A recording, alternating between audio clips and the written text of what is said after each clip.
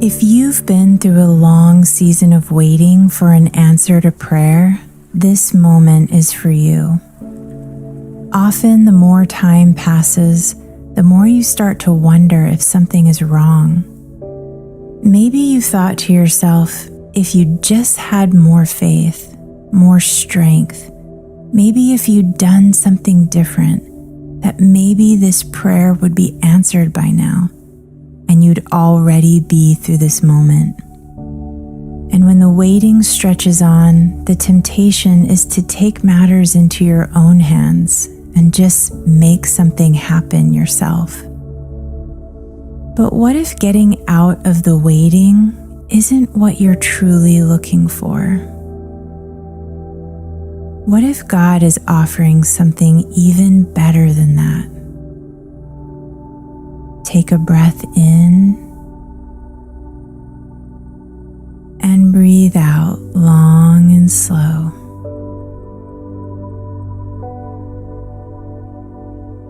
And let's begin. Find a position where you can be comfortable and alert, and simply begin to settle in. Take your time. There's no rush. You've done the hardest part of just getting here. So trust that you're in the right place with the right meditation, and just allow yourself to really be here now. Let your hands rest open. Let your shoulders drop just a little more. Whatever you've been managing since you woke up this morning, none of it needs figuring out right now. Just breathe in through your nose and out through your mouth. Again, breathe in, hold it for a moment, and breathe out long and slow. One more time, breathe in and out.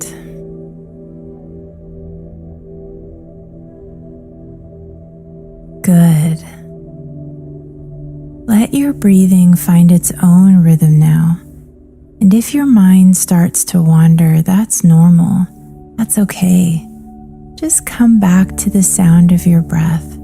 It'll bring you back every time.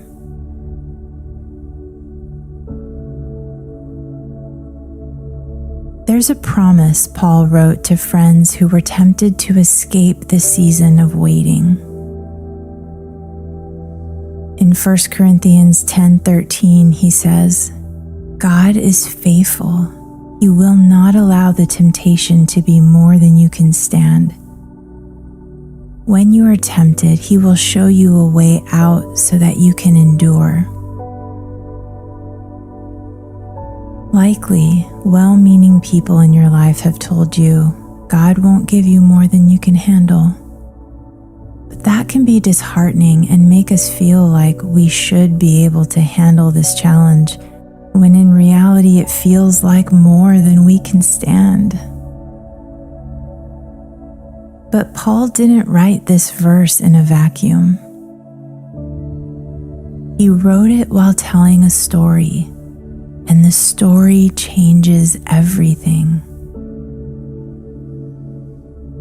Engage your spiritual imagination as we step into that story together.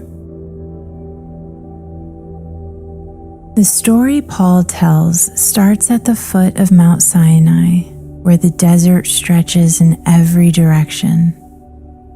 The mountain rises above the area where the people are camped.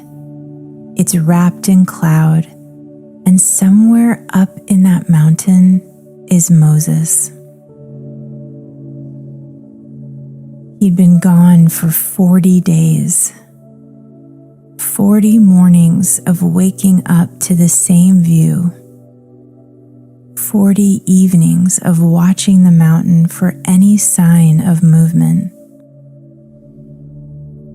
No word, no update, just clouds and the uneasy waiting. Can you imagine yourself in that group, waiting? Maybe it starts off with patience, but slowly becomes harder and heavier until it melts into total discouragement. The question lingering among the people might have been, what if Moses isn't coming back? What if God has forgotten us out here? Have you ever waited so long that the silence itself starts to feel like the answer?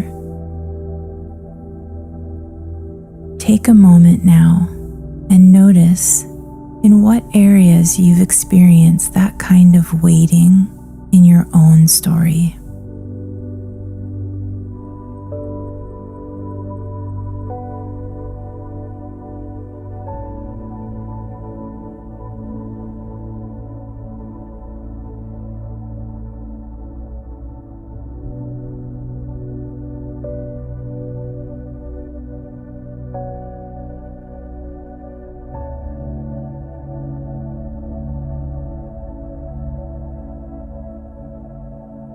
Back in the camp at the base of Mount Sinai, the people decide to stop waiting and start building.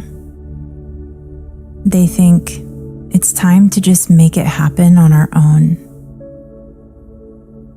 They gather their gold, they melt it down, they shape an image of provision, a golden calf, that they can make sense of in their own minds and say, this is what we'll trust in.